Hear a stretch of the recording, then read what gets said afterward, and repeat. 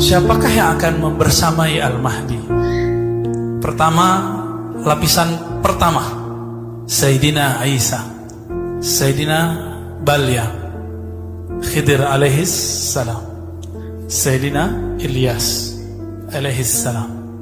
Namun riwayat yang paling sahih menyebutkan Sayyidina Isa. Itu ada di Sahih Bukhari, ada di Sahih Muslim. Adapun tentang Sayyidina Al-Khidir ada di riwayat yang berpencar, tapi riwayatnya diragukan oleh ahli hadis, tapi disahihkan secara ruhani oleh ahli ruhani. Begitu juga Sayyidina Ilyas. Jadi setiap musim haji, Nabi Ilyas dan Nabi Khidir Balya bin Mulkan berkumpul di Padang Arafah tanggal 9 Zulhijjah. Berkumpul, mereka bermusyawarah.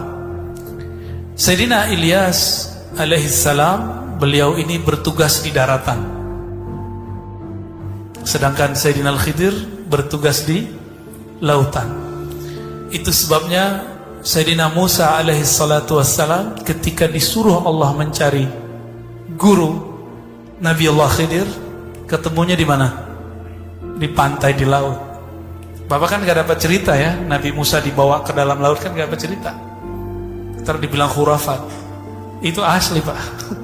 Yang diceritakan di Quran itu yang kira-kira bisa diceritakan, lalu disimpan selebihnya. Adakah disebutkan berapa lama Nabi Musa belajar ke Nabi Khidir? Kan gak disebutkan. Lumayan lama itu Pak. Bukan langsung sehari jadi, enggak. Itu lama.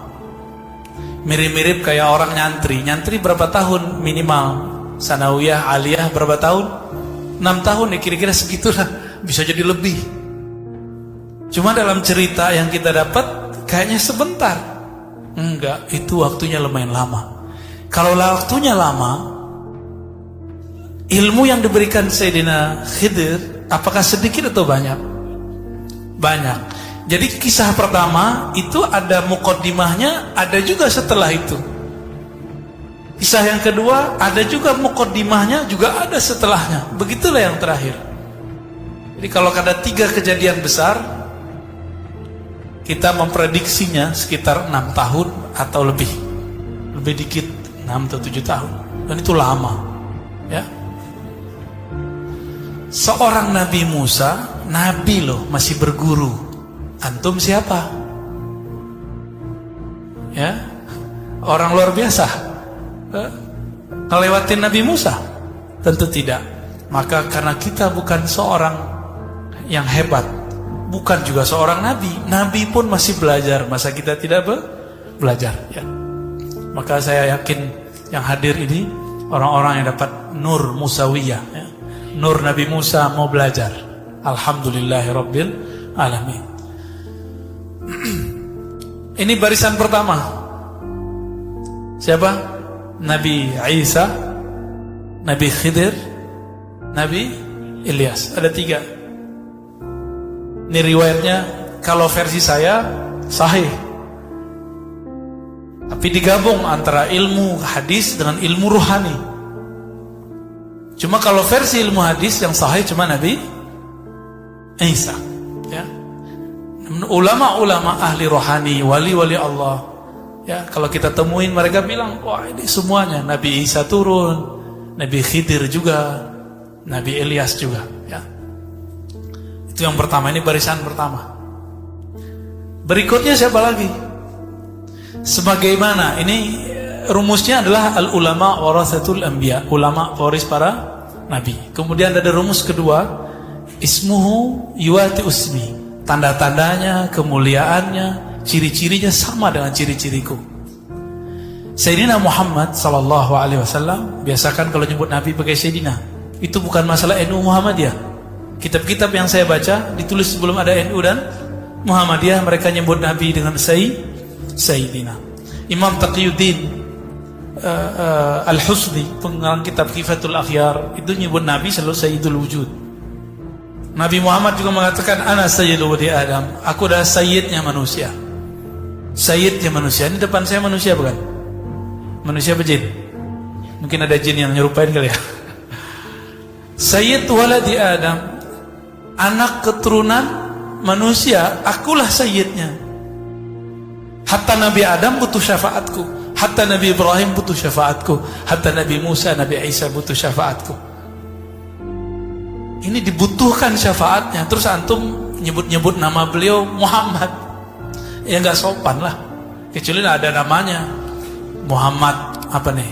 Ada namanya Muhammad Fadli gitu ya. Berarti nama orang selain Nabi Muhammad, gak ada masalah. Guru kami yang dari Mesir, dari Yaman, dari India, dari Suria, itu hampir semua nyebut nama Nabi pakai Sayyidina. Ya. Kadang-kadang saya sih keceplosan juga menyebutnya pakai Sayyidina. Baik. Nabi Muhammad SAW ketika beliau berdakwah itu ada 4 sahabat utama di sekitarnya, benar. Sayyidina Abu Bakar, Umar, Utsman, Ali, benar. Maka nanti juga akan ada penasehat-penasehat atau orang-orang penting beliau, itu sekitar 4 orang bersama Nabi Sayyidina Al-Mahdi. Ini rumus-rumusnya ngikutin pola Nabi, Pak. Enggak juga berubah. Nabi Muhammad SAW, ini lapis kedua tadi. Ada 4. Apa sebutannya itu?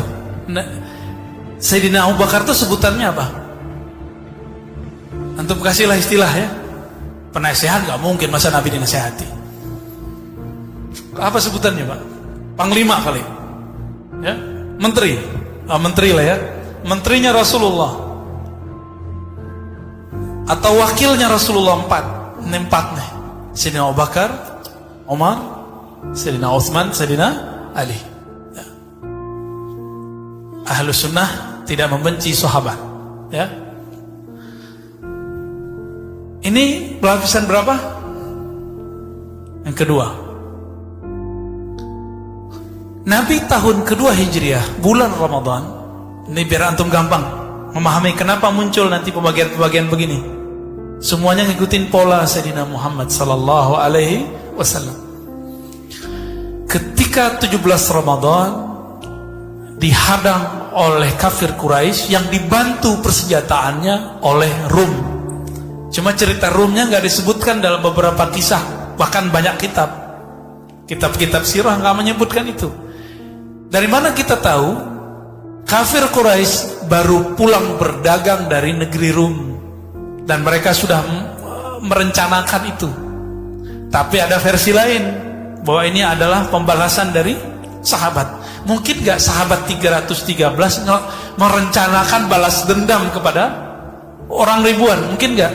Maka saya mengkritisi kisah bahwa Nabi dan para sahabat merencanakan untuk mensabotase mereka. Itu mustahil. Secara ilmu perang itu mustahil, Pak. Kenapa? Masa 313 lawan ribuan? Itu bukan 1.000, bukan 1.000, lebih dari 1.000. Orang Arab tuh kalau nyebut 1.000 artinya banyak. Banyak itu. Dan yang ikut bukan hanya manusia, tapi setan, Lata, Uzza, ikut semua, Pak. Ada berapa jumlah iblis yang disembah di Ka'bah dan jadi berhala? Itu nama-nama jin semua, nama iblis semua itu. Yang kemudian disembah karena dia bersifat, mengambil sifat-sifat Tuhan, seakan-akan dia dewa.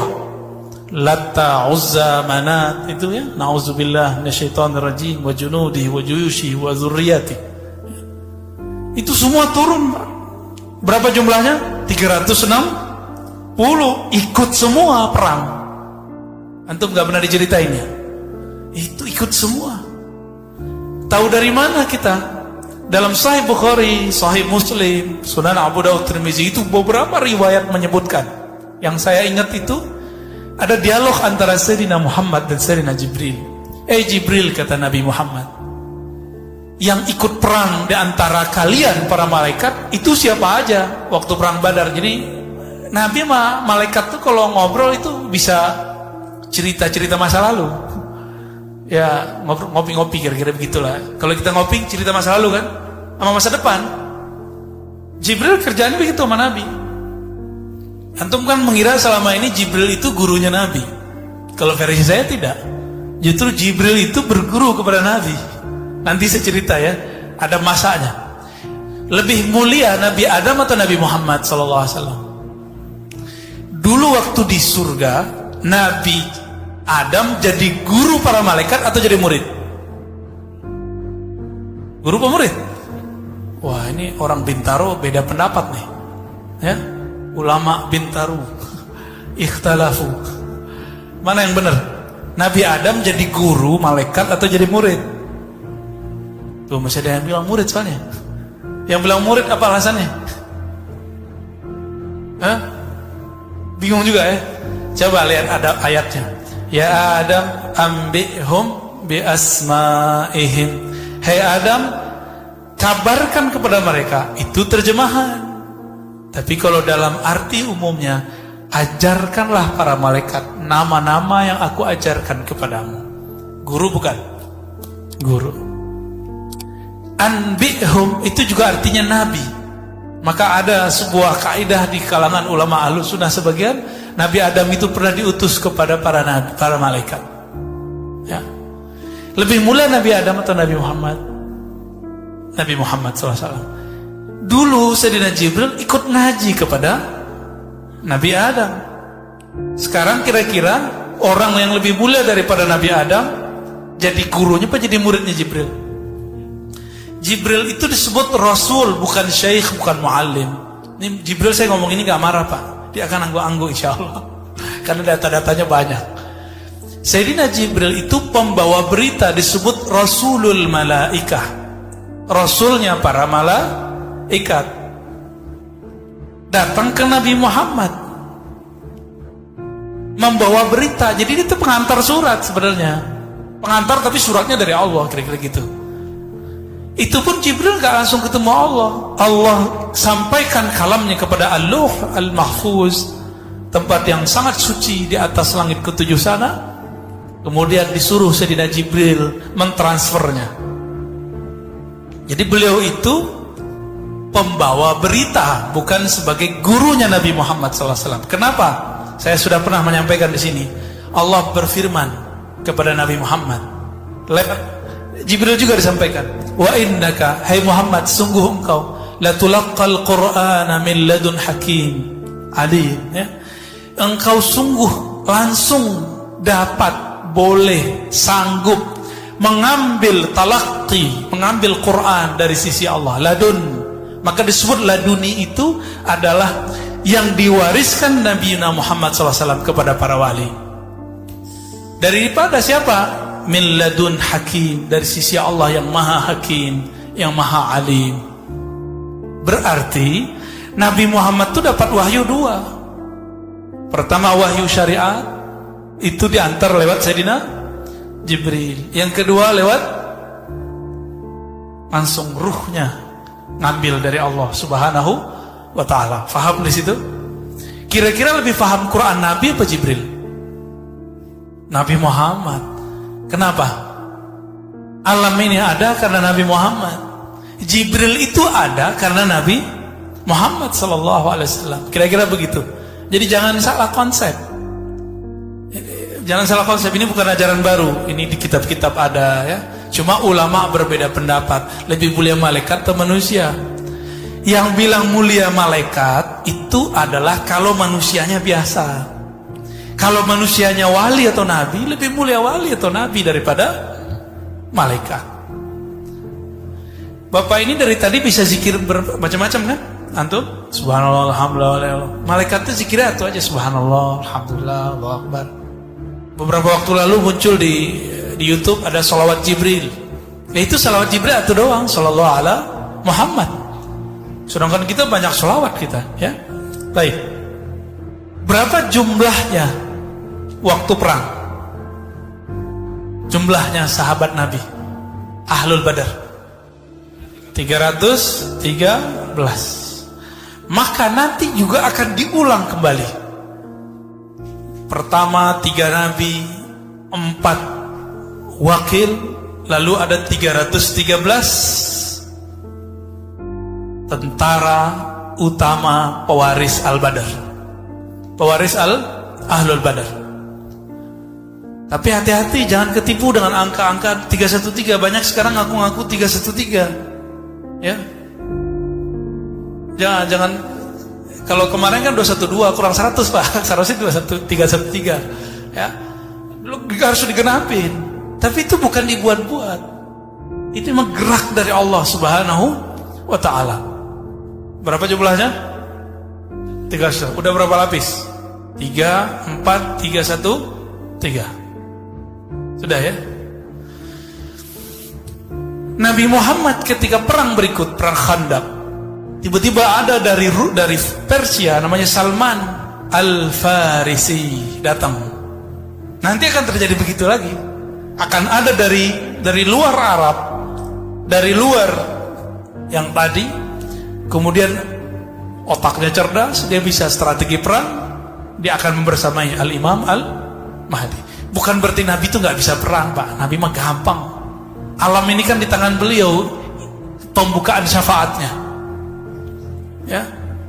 Tapi Allah itu menciptakan Nabi harus menghargai sebab. Maka diperintahkanlah orang-orang ini bersama Nabi Muhammad SAW. Nanti Al-Mahdi juga sama. Lalu siapa lagi yang membersamainya? Kita potong kompas. Berapa jumlah sahabat Nabi ketika Nabi wafat? 124.000. Maka nanti tentara Al-Mahdi juga akan ada 124.000. Gak tahu, mungkin ada tambahan lagi, wallahu a'lam. Tapi ini pola-polanya kira-kira seperti itu. Dan semuanya punya ruh wali. Semuanya wali Allah. Gak ada yang orang-orang biasa. Tapi dia orang biasa secara zahir. Batinnya batin wa aulia. Jangan dikira orang 313 itu semuanya ulama. Enggak. Dari 313 sahabat Nabi yang ikut perang, itu yang ulama cuma beberapa orang. Tidak semuanya ulama. Maka jangan sedih. Siapa tahu di antara kita ada yang dipilih ya. Ya, 124.000 itu dikit apa banyak, Pak? Dibandingkan 7 miliar. 124.000 dibandingkan 7 miliar manusia. Baru di belakangnya nanti ya tukang rame-ramein aja, Pak. Ya. Berapa jumlahnya wallahu alam, tapi tentara yang disebut tentara Al-Mahdi itu mereka. Tadi saya meninggalkan kisah Sayyidina Jibril. Apa kata Nabi? Bril, kira-kira gitu ya. Bukan lagi kopi, Pak. Di sana enggak ada kopi. Yang ikut perang bersama kami perang Badar itu siapa? Apa jawaban Sayyidina Jibril? Sebagaimana yang ikut perang di antara kamu adalah orang-orang terbaik di kalangan manusia, maka yang ikut perang bersama engkau dari kalangan kami para malaikat muqarrabun itu juga yang terbaik.